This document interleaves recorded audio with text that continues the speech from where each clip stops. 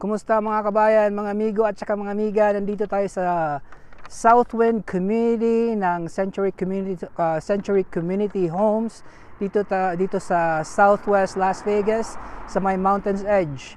So titingnan natin itong model na Residence 2605. Huwag kayong aalis, titingnan natin sa loob.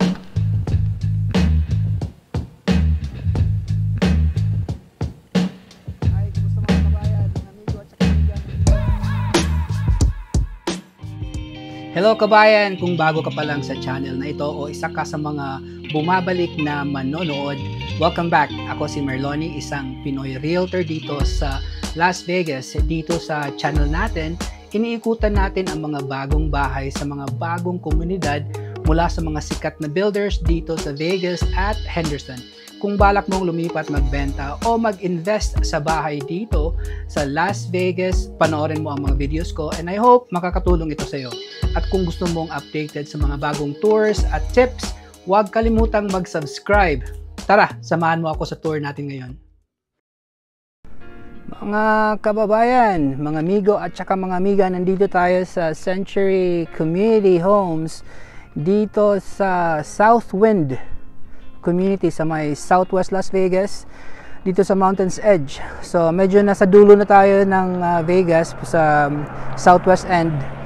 May tawag na daan tayo na Blue Diamond and then you go further west, tapos dyan banda yung lugar dito sa Century Communities sa Southwind. So titingnan natin itong Residence 2605. Ito yung model dito. So yung base price niya is $523,990, $523,990. Pero itong Century Communities dito na location, hindi na sila nagbi-build from the dirt going up. So yung binibenta nila yung mga spec homes, meaning sila na yung nagpili ng mga upgrades, pre-selected na yung mga options at saka upgrades. And then kung ano yung list price nila, yun na yung ibibigay na sale price nila, which is kind of like negotiable, especially kapag wala masyadong benta. Minsan chine-change nila yung price or tsaka yung terms. So today is May 29, 2025. So kung napapanood nyo ito after that or many months before or a year after, baka puno na ito dito na lugar, or iba na yung presyo. So at least alam nyo yung date of recording nito. So yan, pasok tayo dito. So yung entrance niya parang may konting cover dito sa taas. So maganda rin, may parang bricks na design sa gilid. And ito yung pangalan, Century Residence 2605. Meaning yung living square space sa loob is 2,605 square feet yung sa loob. Okay.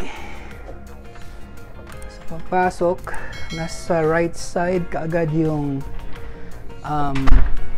stairs papuntang second floor. So upgraded yung rails nila, tapos vaulted. So it's a nice feature kasi parang lalaki siya tingnan, and then parang yung pintuan is just a standard size na pintuan. Okay. And then dito tayo muna, liko tayo dito sa right side, and then may powder room dito. Okay, so may toilet and sink. Tapos on the right side may den or office room dito sa right, and I believe pwede itong ma-upgrade ng full bedroom ito. So medyo liliit yung lugar niya dyan, para lalaki yung kwarto sa baba. Tapos lalagyan pintuan, of course. So magiging room to. And then I think automatic siya yung powder room ay magiging full bath. So magiging full bath to, may shower. Usually they just add a shower or maybe a combo shower tub, So yun yung upgrades niya dito sa baba. Okay. So again, this one dyan, and this one's pintuan para sa garahe, which is lock. Hindi tayo pwede makapasok.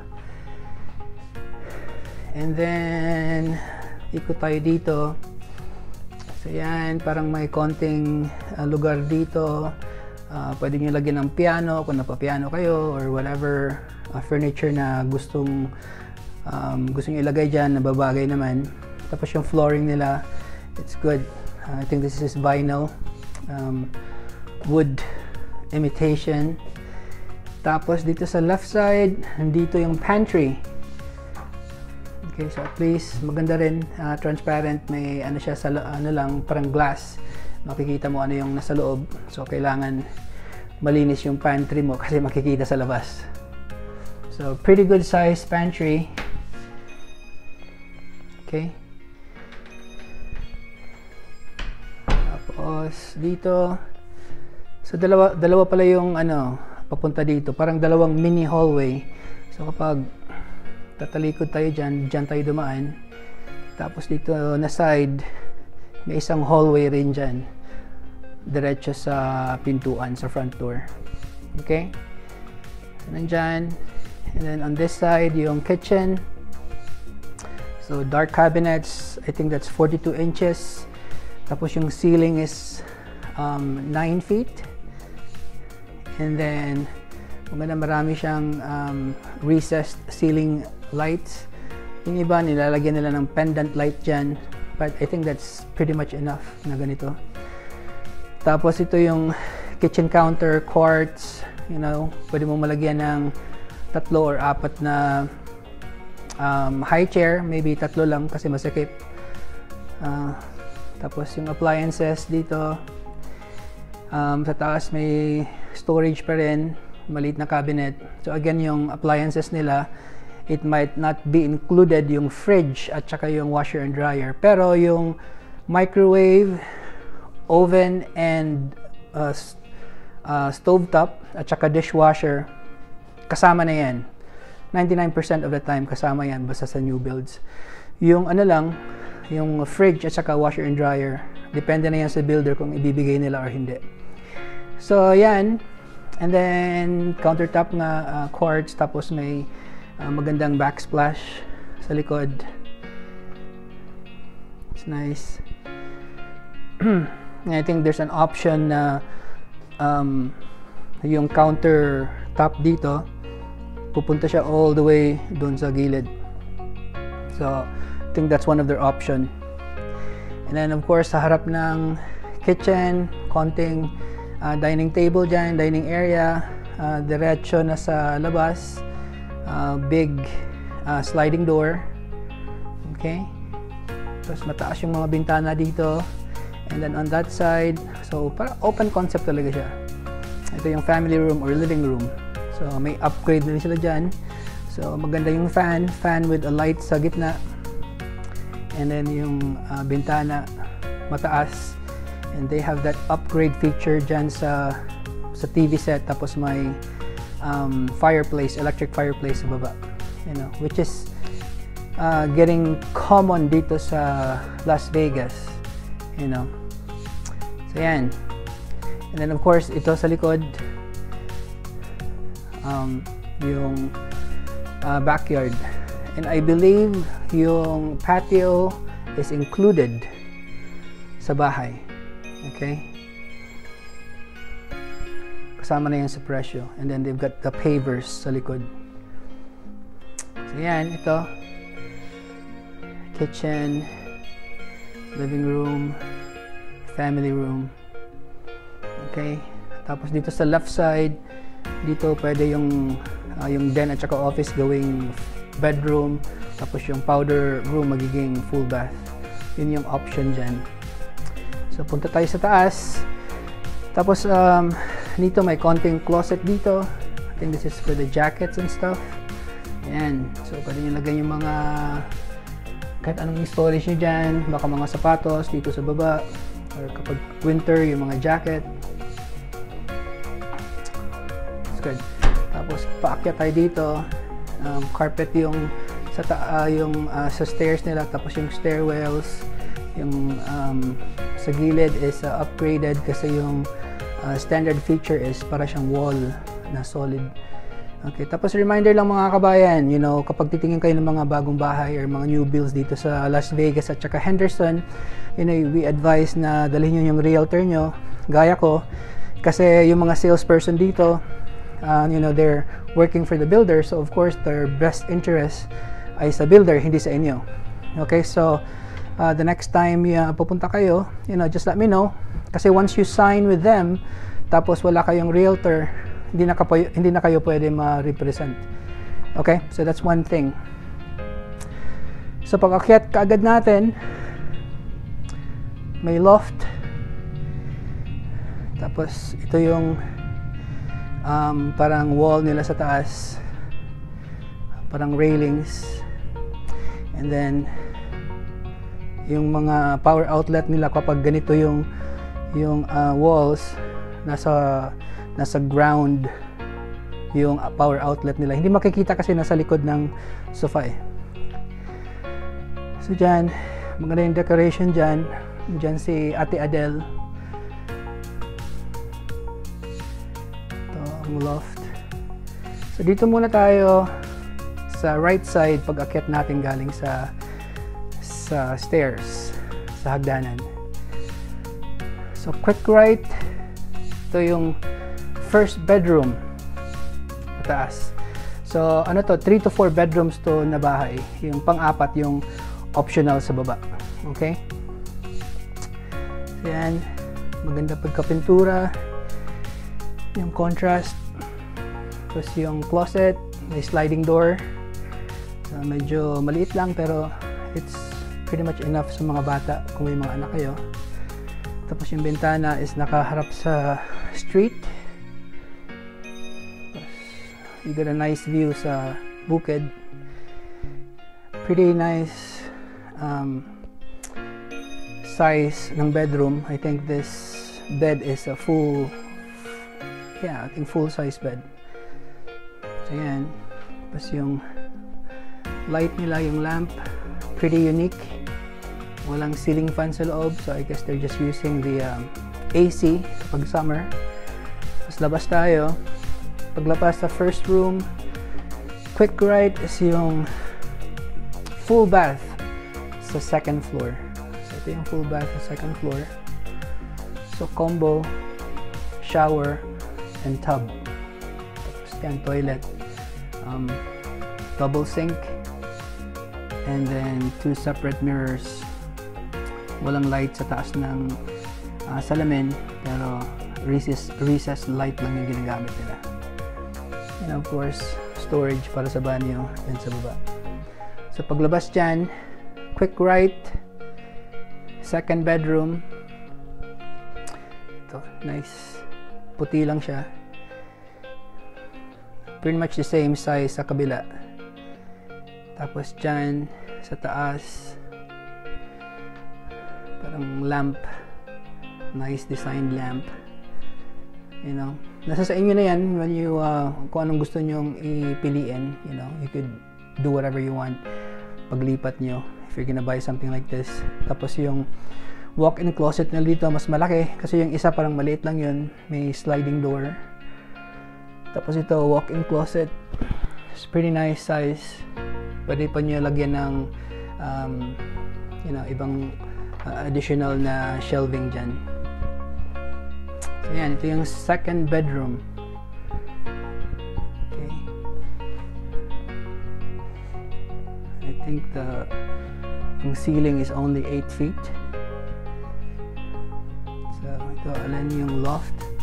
Tapos pagpasok natin dito, quick right, storage. I guess this is for the linens, towel. Pretty nice size. So again, ito yung model residence 2605. So 2,605 square feet yung laki ng living square space dito.